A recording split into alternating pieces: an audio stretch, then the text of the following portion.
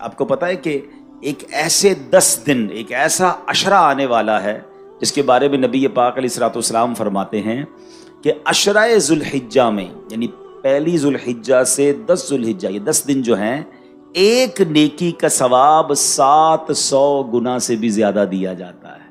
یعنی کاروباری لوگ بیٹھے ہیں، اسکیم آنے والی، آپ کی زبان میں بات کروں تو ایک اسکیم آنے والی ہے کچھ دنوں کے بعد، جس میں ایک نیکی ملٹی پلائی بائی انشاءاللہ 700 ہو جائے گی۔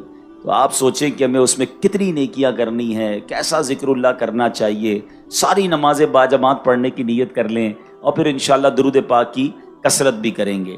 اچھا، اب عید الاضحیٰ، چونکہ میں آج کچھ قربانی کے موضوع پر آپ سے بات کروں گا، ہم میں سے کئی وہ ہیں جنہوں نے اپنے جانور خرید لیے ہوں گے، کئی خریدنے والے ہوں گے، ہو سکتا ہے آپ میں سے کچھ بیچنے والے بھی ہوں۔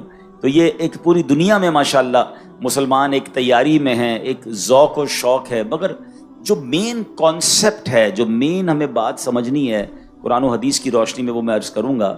حدیث پاک کی مشہور کتاب ترمذی اور ابن ماجہ میں مسلمانوں کی پیاری امی جان حضرت بی بی عائشہ صدیقہ طیبہ طاہرہ رضی اللہ تعالی عنہا سے روایت ہے کہ اللہ پاک کے آخری نبی صلی اللہ علیہ وسلم نے فرمایا، یوم النحر، قربانی کے دن آدمی کے اعمال میں اللہ پاک کے ہاں سب سے پسندیدہ عمل قربانی کے جانور کا خون بہانا ہے۔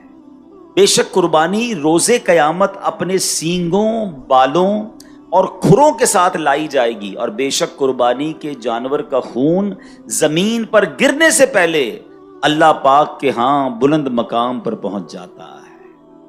نشانی ہے وفا کی اور ایک نعمت ہے قربانی، نشانی ہے وفا کی اور ایک نعمت ہے قربانی، خدا کے دوست ابراہیم کی سنت ہے قربانی، مسلمانوں کبھی قربانی سے پیچھے نہیں ہٹنا، وقار دین ہے، اسلام کی شوکت ہے قربانی۔ تو اے میرے پیارے اسلامی بھائیوں، سیکھنے کو کیا ملا کہ اللہ کے نزدیک بقرہ عید والے دن سب سے افضل نیکی کون سی ہے؟ وہ جانور کا خون بہانا ہے۔ یہ ان لوگوں کے لیے بھی جواب ہے جو قربانی کے مقابلے میں آلٹرنیٹ پیش کرتے ہیں۔ ہر سال قربانی کے دنوں میں وسوسہ پیدا کرنے والے لوگ آتے ہیں، کہتے ہیں جناب اتنے جانور ذبح ہوتے ہیں، کروڑوں اربوں روپے خرچ ہو جاتے ہیں، کسی غریب کی مدد کر دینی چاہیے، کسی کے ساتھ تعاون کر دینا چاہیے، اتنے جانور قربان کیوں کرتے ہیں؟ مجھے ایک بات بتائیں، میں کسی غریب کی مدد کروں، میں کسی جناب اور نیکی کے کام میں خرچ کروں، مجھے اجر کس سے لینا ہے؟ جواب دیجئے گا، اللہ سے لینا ہے۔ اور اللہ کا حکم کیا ہے کہ اللہ کے نزدیک یوم النحر سب سے افضل کام یہ ہے کہ اس دن جانور کا خون بہایا جائے۔ تو ہمیں ایک بات سمجھنی ہے، ہم شریعت کے پابند ہیں۔ جس رب نے ہمیں مسلمانوں کی خیر خواہی کا، جس شریعت نے ہمیں مسلمانوں کی خیر خواہی کا درس دیا، وہی شریعت ہمیں بتا رہی ہے کہ یوم النحر، قربانی کے دن سب سے افضل عمل کیا ہے؟ وہ قربانی کرنا ہے۔ تو اس میں کوئی پس و پیش نہیں کرنی چاہیے۔ چونکہ کاروباری لوگ بیٹھے ہیں، حساب کتاب آپ کے دماغ میں بڑا فاسٹ ہوتا ہے، چند اشارے دے دیتا ہوں تاکہ لاجیکلی بھی یہ بات سمجھ آ جائے۔ اول تو ایک بات ذہن میں بٹھا لیں، شریعت کا کوئی حکم مجھے فوراً سمجھ آ جائے اور میری طبیعت اس کو سن کر خوش بھی ہو جائے، عمل کے لیے تیار ہو جائے، تو پھر اللہ کا شکر ادا کرنا چاہیے کہ مولا تیری مہربانی، مجھے اتنا آسانی سے یہ عمل سمجھ میں آ گیا۔ اور کبھی کبھی ایسا ہو کہ میری عقل میں کوئی شریعت کا حکم نہ آئے، کوئی شریعت اور قرآن و حدیث کی بات مجھے تھوڑی سی مشکل سے سمجھ آئے، تو پھر سمجھ لو میری عقل کا قصور ہے، اس حکم میں کسی قسم کی کوئی کمزوری نہیں ہے۔ لیکن چلیں جناب، میں لاجیکلی بھی بتا دیتا ہوں کہ جتنا بڑا پیسوں کا ٹرن اوور، جتنا بڑا معاشی سپورٹ صرف قربانی کی وجہ سے مسلمانوں کے اندر ہوتا ہے، وہ شاید بہت بڑے بڑے بزنس میں نہیں ہوتا ہوگا۔ بتایا جاتا ہے خربوں روپے کی قربانی پاکستان میں ہوتی، اربوں کی نہیں، خربوں روپے کی قربانی ہوتی ہے۔ تو یہ اربوں خربوں روپے جاتے کہاں ہیں؟ یہ امیروں کی، مالداروں کی جیب سے نکلتے ہیں اور غریب لوگوں کی جیبوں میں چلے جاتے ہیں۔ آپ کو پتا ہے کہ جانور پالنے والے اکثر کون ہوتے ہیں؟ یہ گاؤں گوٹھ کے لوگ ہوتے ہیں، اپنے علاقوں میں پورا سال جانور پالتے ہیں کہ بقرہ عید کے دنوں میں بیچیں گے، پورے سال کے پیسے مل جائیں گے۔ تو سبحان اللہ، اور کمال دیکھیں میری شریعت کا، غریبوں پر قربانی نہیں ہے، साहिब निसाब पर कुर्बानी है। यही इकोनॉमिक्स सिखाती है ना, यही बिजनेस का अकाउंट सिखाते हैं कि मालदार की जेब से पैसे अगर गरीब की तरफ चले जाएं तो इकोनॉमी को बूस्ट मिलता है। मईशत का चक्का जब चलता है कि जब पैसा रोटेट होने लग जाए तो जनाब करोड़ों अरबों रुपए जो है वो लोगों की जेबों से निकलते हैं, जानवर खरीदा जाता है। और अगर आप गरीबों की बात करते हैं तो लाखों गरीबों का रोजगार शुरू हो चुका है। आपके मोहल्लों में भी शुरू हो चुका है, बकरा मंडी में भी शुरू हो चुका है, सुजुकी वालों का शुरू हो चुका है, चारे वालों का शुरू हो चुका है, जानवर संभालने वालों का। सारे अमीर लोग हैं क्या ये? हैं? आपको गरीब की मदद करनी थी ना। लाखों गरीब माशाल्लाह रोजगार कमा रहे हैं। जब कुर्बानी होती है कितने लोग कसाईयों के साथ हेल्पर के तौर पर आते हैं। सबको ईद के दिनों में हजारों लाखों रुपए मजदूरी मिलती है, फिर गरीबों का भला हो रहा है। और आगे चलिए, जब ये कुर्बानी हो जाती है आपके अपने खानदान में, आपके अपने मुलाजमीन में, ऐसे हजारों लाखों मुसलमान होते हैं जो बकरा ईद में जी भर कर गोश्त खाते हैं, जिनके घरों में पूरा साल गोश्त नहीं पकता, उनको जनाब माशाल्लाह अच्छा गोश्त मिल जाता है। क्या ये गरीबों की मदद नहीं है? आगे चलिए, जानवर कुर्बान हो गया, अब इसकी खालें, ये खालें कहां जाती हैं? ये खालें चमड़ा फैक्ट्री में जाती हैं। अब वहां लेदर का कारोबार शुरू होता है। न जाने जूते बनाने वाले, जैकेट बनाने वाले, लाखों करोड़ों लोगों का फिर रोजगार शुरू हो जाता है।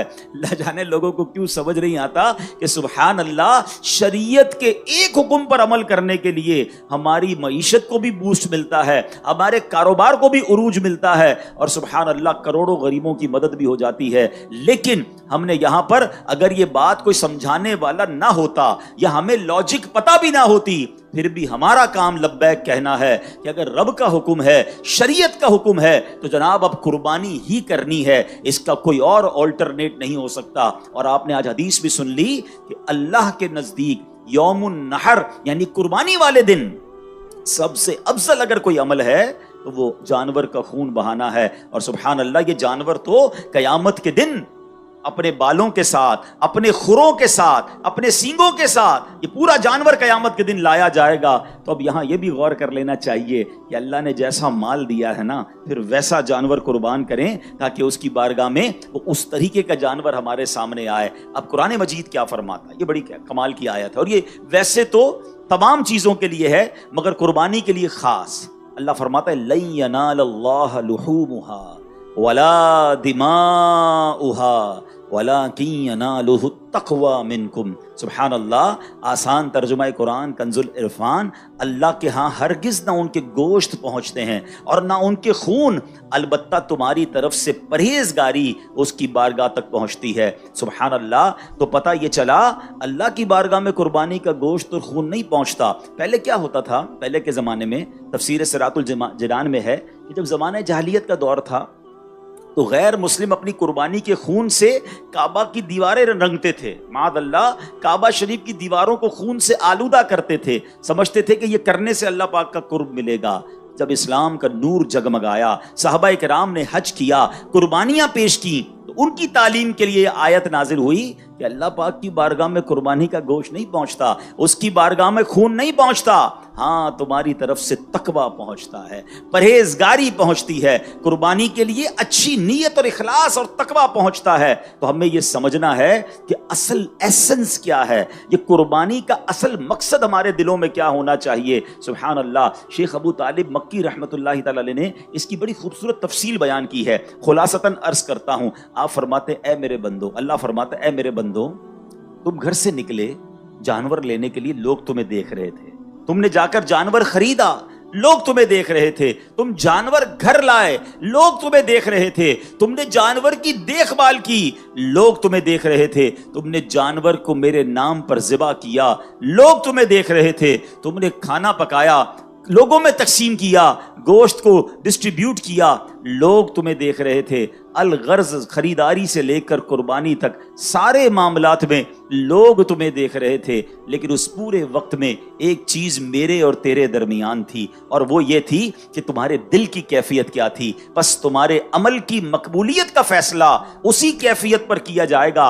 ये देखा जाएगा कि दिल में तकवा था, अल्लाह की रिजा की नीयत थी या कुछ और नीयतें शामिल थी। अब मैंने और आपने ये गौर करना है, जानवर खरीदने जाएंगे, दिल دل میں نیت کیا ہو، یار محلے والے کیا کہیں گے، علاقے والے کیا کہیں گے، بچے خوش ہوں گے کہ نہیں ہوں گے، یا یہ نیت ہو کہ اس جانور کو اللہ کے نام پر قربان کرنا ہے۔ جانور خرید کے لائے، لوگوں نے پوچھا ہاں بھائی کتنے کا لیا ہے، اب دل کی کیفیت کیا ہے کہ بتاؤں کتنے کا لیا، میری سخاوت کے چرچے ہوں، یا یہ نیت ہو کہ اللہ کی رضا کے لیے لیا ہے، تقویٰ کے لیے لیا ہے، لوگ واہ واہ کر رہے ہیں، دل کی کیفیت کو چیک کرنا ہے۔ جب دوسروں کے جانور سے آپ کے جانور کا موازنہ کمپیرزن کر رہے ہیں، اب آپ نے چیک کرنا ہے کہ دل میں نیت کیا ہے۔ کاش ذبح کر لیا، اب گوشت بانٹنے کا وقت ہے، اس وقت دل کی کیفیت کیا ہے کہ سارا گوشت میں ہی رکھ لوں کہ نہیں اللہ کے بندے بھی کھائیں، غریب لوگ بھی کھائیں، دل کی کیفیت کیا ہے؟ تو پتہ یہ چلا کہ یہ سارا فلسفہ ہی کیفیت دل کا ہے، اخلاص ہے کہ نہیں، تقویٰ ہے کہ نہیں۔ دوبارہ یہ آیت کا ترجمہ سنیں کہ اللہ نے کیا فرمایا، اللہ کے ہاں ہرگز نہ ان کے گوشت پہنچتے ہیں نہ ان کے خون، البتہ تمہاری طرف سے پرہیزگاری اس کی بارگاہ تک پہنچتی ہے۔ تو یہ بات ہمیں سمجھنی ہے۔ ایک اور حدیث پاک سے قربانی کے دن قربانی کا جانور قربان کرتے وقت دل کی کیفیت میں ایک اور اضافہ کرنا ہے۔ اللہ کے حبیب علیہ السلام فرماتے ہیں قربانی کا خون زمین پر گرنے سے پہلے اللہ پاک کے ہاں قبول ہو جاتا ہے۔ فرمایا فطیبوا بہا نفسن، پس خوش دلی کے ساتھ قربانی کیا کرو۔ یہ دس از دا کنڈیشن۔ پہلی کنڈیشن کیا تھی؟ تقویٰ ہوگا، اللہ کی بارگاہ میں کیا پہنچے گا؟ تقویٰ۔ اور اب آپ چاہتے قربانی مقبول ہو جائے، قطرہ پہلا گرنے سے پہلے ہی مقبول ہو جائے، تو وہ کیا ہے؟ خوش دلی۔ اب کچھ لوگ کیا کرتے ہیں، ارے بھائی پھر قربانی کے دن آ گئے، پھر پیسے خرچ کرنے پڑیں گے، اتنے مال تو ہے کہ قربانی معاف نہیں ہے، خاندان والوں کو بھی تو دکھانا ہے، قربانی پچھلی بار 4 بکرے لایا تھا، اس بار 3 لاؤں گا، پھر بھی لوگ باتیں بنائیں گے، جانور تگڑا لایا تھا، اس بار بھی اس سے اچھا لانا پڑے گا۔ یعنی اب یہاں پر بوجھ سمجھ کر قربانی کی جا رہی ہے، فارمیلٹی کے لیے قربانی کی جا رہی ہے، نہیں، خوش دلی کے ساتھ۔ اے اللہ تیری مہربانی، تو نے اس قابل بنایا، تیرا کرم کہ تو نے اس قابل بنایا، پھر مجھے ثواب کمانے کا موقع دیا۔ روایتوں میں آتا ہے کہ قربانی کے جانور کے ہر بال کے بدلے میں قربانی کرنے والے کو ایک نیکی ملتی ہے۔ کتنے بال ہوتے بکرے کے اوپر، بکری کے اوپر یا گائے کے اوپر؟ لاکھوں لاکھ نیکیاں، یا اللہ تو نے مجھے کمانے کا موقع دیا۔ سبحان اللہ، قربانی ہوتے ہی قربانی کرنے والے کے گناہ معاف ہو جاتے ہیں، یا اللہ تو نے پھر مجھے گناہ معاف کرنے کا موقع دیا۔ بلکہ سچی بات تو یہ ہے، بندہ یہ بھی سجدہ شکر ادا کرے کہ اللہ تیری مہربانی، جانور ذبح کرنے کا حکم دیا، حضرت ابراہیم کو تو بیٹا ذبح کرنے کا حکم دیا تھا، اے اللہ تو نے کتنی آسانی کر دی کہ ہم جانور قربان کر رہے ہیں، اس کا گوشت بھی خود کھا رہے ہیں، اور ہماری قربانی بھی قبول ہو رہی ہے، ہمیں اجر بھی مل رہا ہے۔ ان جذبات کے ساتھ قربانی ہونی چاہیے۔ اور میں آپ کو ایک اور بات بتاؤں، یہ صرف قربانی میں نہیں، whenever، کبھی بھی زندگی میں آپ کوئی بھی نیکی کریں نا، دل میں خوشی ہونی چاہیے۔ نماز پڑھ رہے ہیں، بڑا مزہ ہے، روزہ آ گیا، رمضان آ گئی، انجوائے کریں، زکوٰۃ کا ٹائم آ گیا، سجدہ شکر ادا کریں، اے اللہ تیری مہربانی، زکوٰۃ دینے والا بنایا، مانگنے والا نہیں بنایا۔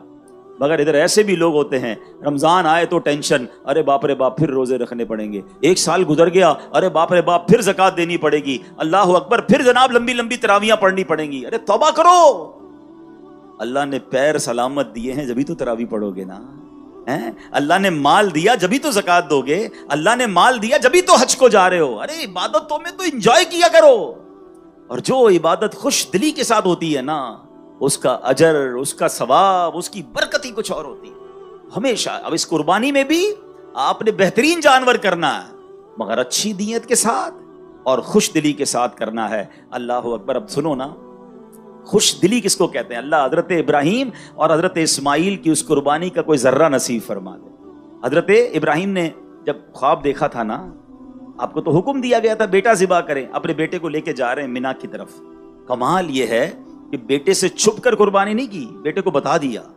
آپ نے کہا یا بنی انی ارا فی المنام انی اذبحک فانظر ماذا تری، کہتے ہیں اے میرے بیٹے، میں نے خواب میں دیکھا کہ میں تجھے ذبح کر رہا ہوں، اب تو دیکھ تیری کیا رائے ہے۔ اللہ اکبر۔ 7-8 سال کے بچے سے پوچھا جا رہا ہے کہ مجھے حکم ملا ہے کہ تجھے ذبح کرنا ہے، اب تیری کیا رائے ہے؟ مگر وہ کیسی عظیم ہستی ہیں، ذبیح اللہ ہیں۔ حضرت ابراہیم نے جب یہ کہا تو بیٹے کے جسم پر جو ہے نا چہرے پہ چمک آ گئی، چہرہ کھل اٹھا، جسم پر کپ कपी तारी हो गई। हजरत इब्राहिम पूछते हैं, बेटे ये मामला क्या है, तेरा चेहरा खिलखिला रहा है, तेरे जिस्म पर कपकपी आ रही है। शहजादे क्या कहते हैं, कहते हैं अब्बू जान मैं कुर्बान हो जाऊं कि मैं अपने रब के हुजूर हाजिर हो जाऊंगा, इस फानी दुनिया से निकल कर मैं जन्नत में पहुंच जाऊंगा। अल्लाह पाक ने अगर मेरे लिए हुक्म दिया है तो इसका मतलब वो रब करीम मुझसे राजी है। बेशक रब ने जो अपने पास नेमतें तैयार कर रखी हैं वो इस दुनिया और जो कुछ इसमें है उससे तो बड़ा बेहतर है। सुभान अल्लाह, मैं कितना खुश नसीब हूं कि मुझे इस कुर्बानी के लिए कबूल फरमा लिया गया। इधर पैसे से कुर्बानी में जान जा रही है, उधर जिसकी जान जानी है वो खुशी से झूम रहा है। फर्क तो देखो ना, ये अल्लाह की बारगाह में कुर्बानी करने वाले ने कैसी कुर्बानी की। सुभान अल्लाह। शायर कहते हैं ईद कुर्बान जज्बे ईसार का इजहार है, ईद कुर्बान जज्बे ईसार का इजहार है, ये इताअत का खलीलुल्लाह की मयार है ये तस्लीमो रजा की एक लाफानी मिसाल, जान देने के लिए फर्जंद भी तैयार है। बाप का हुस्ने अमल, बेटे का ज़ौक़े इत्तिबा, इस मिसाली दास्तां का मरकजी किरदार है। बुजुर्गों ने जब ये वाकयात पढ़े ना, उन्होंने पता क्या किया, अब हमें तो हुक्म नहीं है बेटा ज़िबा करने का, मगर शेख अहमद बिन याहया दिमश्की रहमतुल्लाह तआला एक बड़े नेक बुजुर्ग हैं, दमिश्क में मौजूद थे, दमिश्क के रहने वाले हैं। कहते हैं एक रोज अपने वालिदैन के साथ में बैठा था, वालिद साहब कुरान पढ़ रहे थे, वालदा भी साथ बैठी थी। दौरान तिलावत ही हजरत इब्राहिम और हजरत इस्माइल का वाकया आ गया। उन्होंने कुरान करीम से ये वाकया पढ़कर घर वालों को सुनाया कि देखो कैसे कुर्बानी हुई थी, हजरत इब्राहिम ने अपना बेटा ज़िबा करने के लिए गए और ये वाकया हुआ। अल्लाह अकबर। तो उनकी वालदा ने ये वाकया सुना, कहती हैं बेटा कैसे अजीम लोग हैं कि बाप ने बेटे को कुर्बान कर दिया, मेरे भी तो तुम एक ही बेटे हो, मैं तुम्हें कुर्बान तो नहीं करती, ज़िबा करने का तो हुक्म नहीं है, जा मेरे बेटे मैं तुझे अल्लाह के नाम पर वक्फ करती हूँ, जा और अल्लाह की इबादत कर, दीन का काम कर। हज़रत शेख अहमद कहते हैं मैं घर से चला गया, मक्का मुकर्रमा पहुंचा, काबा शरीफ के करीब रहकर इबादतों में दिल लगाता रहा, नेकियों में मसरूफ रहा।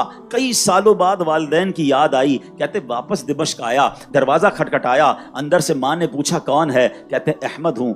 माँ कहती मेरा एक ही बेटा था, वो मैंने अल्लाह के नाम पर वक्फ कर दिया है, ए बेटा वापस जा, अल्लाह की इबादत कर, दीन की खिदमत कर, अब हमारी मुलाकात कयामत के दिन होगी। ये ऐसे अफराद थे हैं। आज हम अपने बच्चों को दीन की तरफ भेजने के लिए तैयार नहीं होते।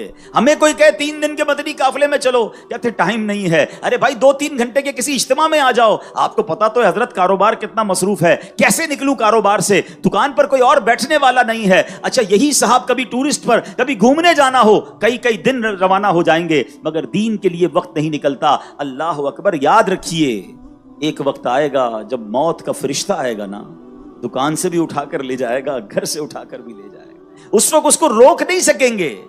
बड़ा गहरा जुमला कहने जा रहा हूं, उस आखिरत के सफर से पहले कुछ ऐसे अच्छे सफर कर लो जो उस सफर को आसान कर दे। हाँ, अगर आखिरत का सफर आसान करना है ना तो जिंदगी में से ही कुछ वक्त निकालिए, पहले तो वो सीखिए जो मुझ पर सीखना फर्ज है। हम कारोबार करने वाले हैं, क्या हमें कारोबार के मसाइल आते हैं? क्या तिजारत के उसूल सीखे हमने? हम में से कुछ जॉब करने वाले होंगे, क्या आपने इजारे के मसाइल सीखे? जिसको जॉब पर किसी को रखना है, अजीर रखना है, उसको भी शरई हुक्म सीखना जरूरी है। बहुत सारी बेसिक्स हैं जो हमें नहीं आती। हमें अपनी कारोबार के सारे तरीके मालूम होते हैं, मार्केट की सारी हमें जनाब लेन देन का तरीका आता है, मगर मेरी शरीयत ने जो मुझ पर सीखना लाजिम किया, बड़े बड़े लोगों को नमाज पढ़ना, वुजू करना, गुस्ल, नमाज जनाजा, कपड़े पाक करने का तरीका, बेसिक्स वो नहीं आते, तो कब सीखेंगे? और एक वो लोग हैं जो बेटे को कहते हैं बेटा अब कयामत के दिन मुलाकात हो, तो क्या बन गए वो? शेख अहमद नसफी रहमतुल्लाह तआला के इतने बड़े वली बन गए, इतने बड़े बुजुर्ग बन गए। कम से कम मैं मशवरा भी देता हूं, चले बात चली है, हम में से बहुत सारे साहिब औलाद होंगे, अल्लाह ने पैसों से भी नवाजा होगा, क्या ऐसा नहीं हो सकता अगर अल्लाह ने 3-4 बेटे दिए हैं तो एक बेटा दीन के लिए वक्फ कर देना है, 2-3 बेटे कारोबार में साथ दें, एक जन्नत का कारोबार आपके लिए करे, एक जन्नत का सामान कर दे। खुश नसीब है वो वालिदैन जो अपने बच्चों को दीन के लिए वक्फ करते हैं। वो बेटा फिर आलिम बने, वो हाफिज बने। और मेरा मानना यह है कि अगर किसी बिजनेस फैमिली से कोई बच्चा खड़ा होता है और जब वो दीन का काम करता है तो वो उस मैच्योरिटी के साथ, उस कॉन्फिडेंस के साथ जाकर पूरी दुनिया में दीन का काम करता है जो आम मुबल्लिग के लिए आसान नहीं होता। तो मैं तो आप कारोबारी इस्लामी भाइयों को, बल्कि ये मेरा बयान दुनिया भर में अगर सुना जा रहा है, मैं तमाम वालिदैन को कहता हूं, लोग कहते हैं एक बेटा मेरा जनाब डॉक्टर है, एक बेटा मेरा लॉयर है, एक बेटा जनाब मेरा बिजनेस संभालता है। मैं नहीं कहता कि जनाब ये काम गलत है, मगर خوش نصیب ہیں وہ والدین جو یہ کہتے نظر آتے ہیں کہ میرا ایک بیٹا عالم دین ہے, میرا بیٹا مفتی اسلام ہے, میرا بیٹا جناب دین کا مبلغ ہے اور جا کر لوگوں کو نیکی کی دعوت دیتا ہے. کوئی ایک بیٹا تو ایسا رکھو نا جو مرنے کے بعد بھی آپ کے لیے صدقہ جاریہ کا باعث بنے. کہتے ہیں خاندان میں ایک ڈاکٹر ہونا چاہیے, سچی بات یہ ہے کہ فیملی میں ایک عالم دین ہونا چاہیے, حافظ قرآن ہونا چاہیے, کیونکہ حدیثوں میں یہ مضمون موجود ہے کہ حافظ قرآن اپنے گھر والوں میں سے 10 ایسے لوگوں کی قیامت کے دن شفاعت کر کے انہیں جنت میں لے جائے گا جن پر گناہوں کی وجہ سے جہنم واجب ہو چکا تھا. عالم دین جب جنت میں جائیں گے تو انہیں روکا جائے گا کہ رک جائیے اور لوگوں کی شفاعت کیجیے, انہیں بھی اپنے ساتھ جنت میں لے جائیے.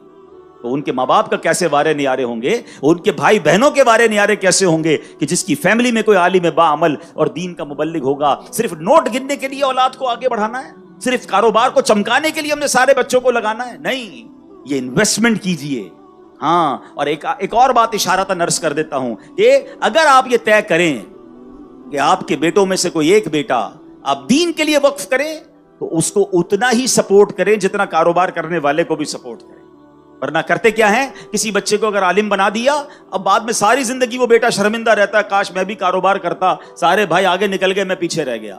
اپنی مثال دینی نہیں چاہیے, مگر شاید کسی والدین کو کام آ جائے تو میں اپنی مثال آپ کو اس لیے دے دیتا ہوں کہ الحمدللہ میں اپنے ماں باپ کا سب سے بڑا بیٹا ہوں, ٹھیک ہے. اور میرے والد صاحب نے شروع ہی میں دعوت اسلامی جب بنی تھی تو مجھے دعوت اسلامی کے لیے, دین کے لیے وقف کیا, لیکن انہوں نے ایک اور کمال یہ کیا کہ مجھے اپنی کمپنی میں پارٹنر بھی رکھا. میرا ایک اور بھائی کاروبار کرتا ہے, انہوں نے یہ پہلے سے پلان کیا کہ جتنا اس بھائی کو فائدہ ہوگا, کاروبار میں بینیفٹ ہوگا, جو اس کا شیئر ہوگا وہ میرا بھی شیئر ہوگا. مجھے کہا بیٹا آپ نے کاروبار نہیں کرنا, اپنے دین کا کام کرنا ہے.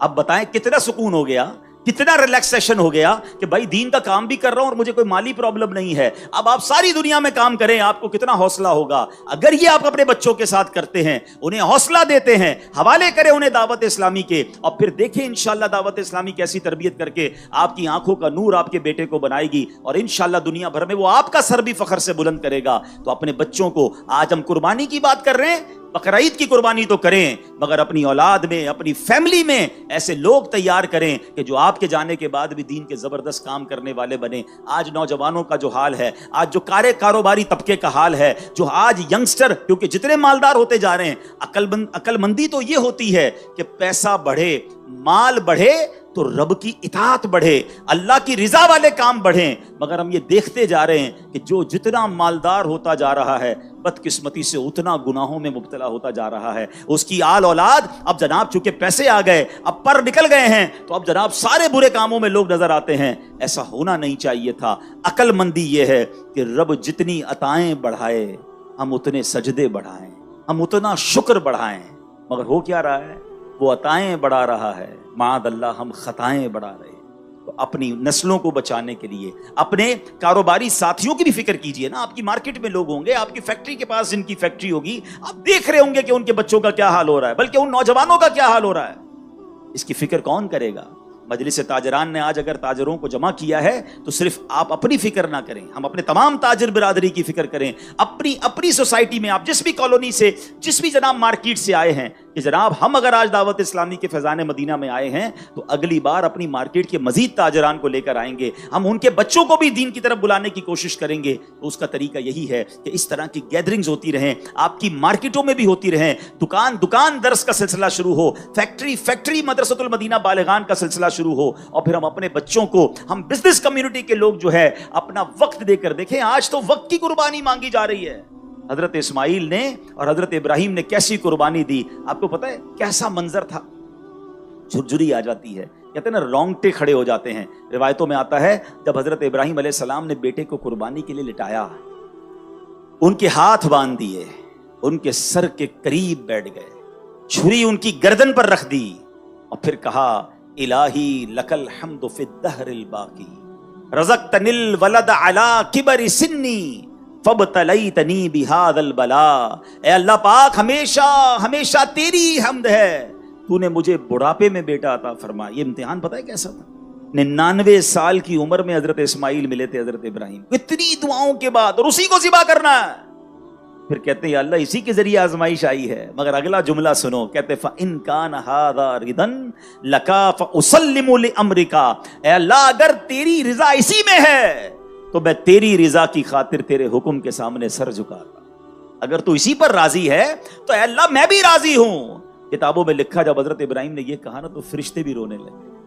روتے روتے اللہ کی بارگاہ میں عرض کرتے ہیں مولا تیرے نبی ہیں, ایک لیٹا ہوا ہے ایک ذبح کرنے ہے, اے اللہ تیری رضا کی خاطر ذبح کرنے کو تیار ہیں.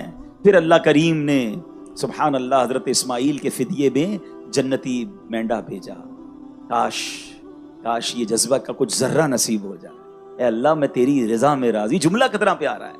ہم پتہ کیا کرتے ہیں, اللہ سے بھی کاروبار کر رہے ہوتے ہیں, شرطیں لگا رہے ہوتے ہیں, اللہ یہ بھی دے دے یہ بھی دے دے, یہ بلا دور کر دے, بس ہمارے پسند کا حال ہم کو دے دے. جو عارفین ہوتے نا, جو اللہ کے مقرب ہوتے ہیں, اللہ سے یہ نہیں کہتے اللہ وہ حال دے دے جس میں میں خوش ہوں. وہ کہتے ہیں اللہ وہ حال میں رکھ جس میں تو راضی ہے, اور تو جس حال میں رکھے میں اس حال میں راضی ہوں. مزہ یہ ہے نا کہ اللہ کی رضا والی زندگی مل جائے, میری رضا والی. ہم چاہتے ہیں میں کمفرٹ زون میں رہوں, کوئی پرابلم کوئی پریشانی کوئی ڈیفیکلٹی سامنے نہ آئے. ارے مزہ یہ ہے کہ اے رب تو جس حال میں دیکھنا چاہتا ہے میں اس حال میں راضی, مجھے میرے حال کے سپرد نہ کر مولا, اپنی پسند کے حال میں داخل فرما دے. یہ اللہ والوں کا طریقہ ہے. اللہ اس عظیم قربانی کا صدقہ مجھے اور آپ کو نصیب فرمائے. اور بس اب عرض یہی ہے کہ جیسے میں نے شروع میں کہا کہ پہلی ذوالحجہ سے وہ عشرہ شروع ہو رہا ہے جس کی ہر نیکی 700 نیکیوں کے برابر ہے. تو کم از کم یہ 10 دن خوب نیکیاں کیجیے.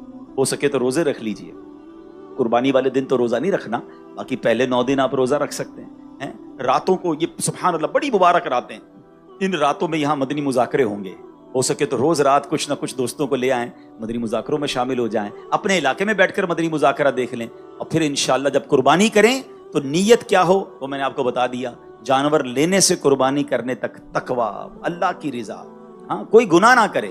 کسائی سے بھی سارے معاملات پہلے طے کر لے, بعد میں اس سے لڑائی ہو رہی ہوتی ہے, پتہ چلا میرا ثواب ہی کم نہ ہو جائے. گوشت بانٹنے میں کوئی گڑبڑ نہ ہو, ہر چیز میں تقویٰ اور پرہیزگاری ہو, کسی کی دل آزاری نہ ہو. جانور ایسی جگہ نہ باندھے جس کی وجہ سے لوگوں کا راستہ رک رہا ہے, کسی کی روڈ پہ کھڈا کر رہے ہیں. نہیں, آرام سے محبت سے رضا خوشی کے ساتھ میری قربانی ہو, کیونکہ یہ قربانی میرے لیے جنت کا سامان بنتے جا رہی ہے. اور جب ذبح کریں نا تو اللہ کی بارگاہ میں یہ بھی دعا کریں کہ اللہ آج جانور ذبح کر رہا ہوں, کبھی وقت پڑا مولا اپنا مال بھی قربان کروں, اپنے وقت کی قربانی بھی دوں گا, بلکہ مولا ایسا جذبہ دے کہ تیرے دین پر موقع ملے تو اپنی جان بھی قربان کروں. یہ نیتیں ہوں. اپنے نفس کو قربان کریں, اپنی بری عادتوں کو قربان کرنے کی نیت کریں. اے اللہ یہ جانور کو ذبح کرتے کرتے میں اپنی بری عادتوں کو بھی اب ختم کر رہا ہوں. اے اللہ استقامت تو عطا فرما. وہ بڑا کریم ہے, وہ نگاہ فرمائے تو ہم بھی نیک ہو سکتے ہیں. تو ان نیتوں کے ساتھ قربانی کریں اور اس دعوت اسلامی کے ماحول سے وابستہ رہیں.